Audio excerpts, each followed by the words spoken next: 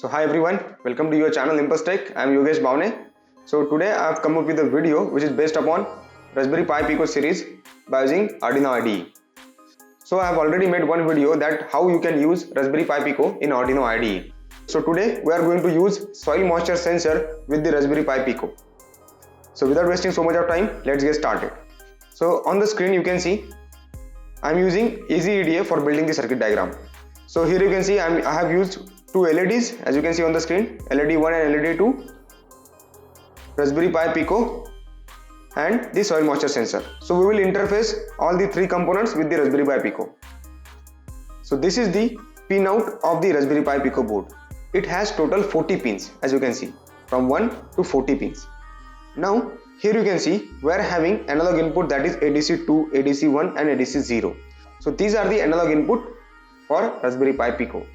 So here I have used pin number 34, that is GPIO 28 as an analog input for connecting the soil moisture sensor. So let's connect it.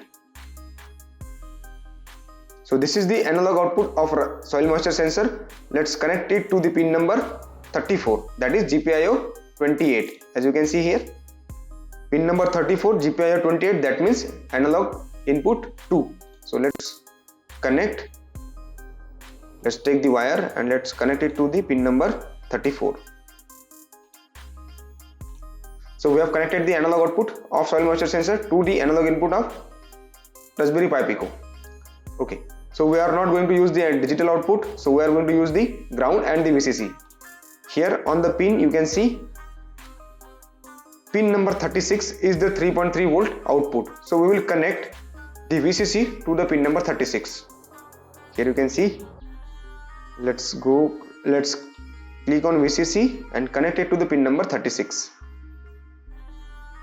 So let's connect pin number 38 to the ground of the soil moisture sensor. So we have connected.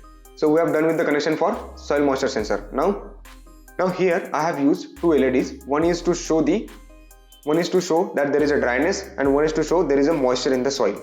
So here I am going to connect these LEDs to the GPIO pin 14 and 15, that means pin number 19 and 20, and the ground is pin number 18. So let's connect. So this is the positive, so I'll connect it to the 20, and this is the ground. So what I'll do, I'll just connect it to the pin number 18. So let's connect it to here, pin number 18, and connect the ground of the second LED to the ground of the first LED. And now we will connect the LEDs 2 to the pin number 19. So now we'll do the most important part of this project, that is Arduino coding. It's very simple. Let's see. Here you can see I have defined one analog pin, that is GPIO 28. As I have told you that we have used GPIO 28 as an analog input, and we have connected green LED to the pin number 14 and the blue LED to the pin number 15. So we have defined all the three components that we have used here. Now here I have defined one more variable, that is moisture value, for storing the data coming from the moisture sensor. So right now its value is 0. Now inside the void setup I have declared serial.begin so that we can able to see the data coming on the serial monitor. Now here we need to again declare that which pins are input pins and which pins are output pins. So what I'll do, I'll just write here pin mode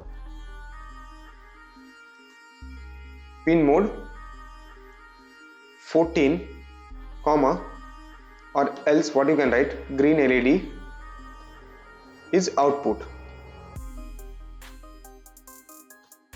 semicolon. Let's copy this one, and we need to write same thing for the blue LED as well.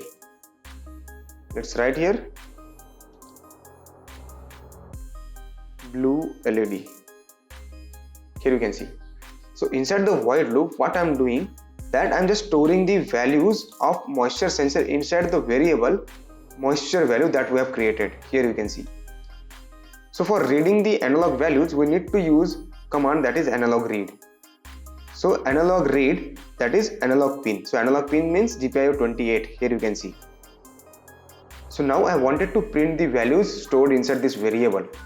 So that's why I have used here serial.println, and inside this I have written the variable that we have used for storing the soil moisture sensor data.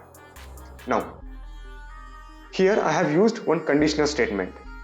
Now, if the soil moisture sensor value is greater than 1000, now I will show you the values of the soil moisture sensor, that whenever we have inserted into the water and whenever we won't insert it into the water. Now I'll just show you the demo first and we'll program accordingly. So I have already uploaded the same code. I just wanted to show you the analog values that we are getting. So as you can see on the screen, this is my setup. There is a glass of water and this is the soil moisture sensor interfaced with the Raspberry Pi Pico.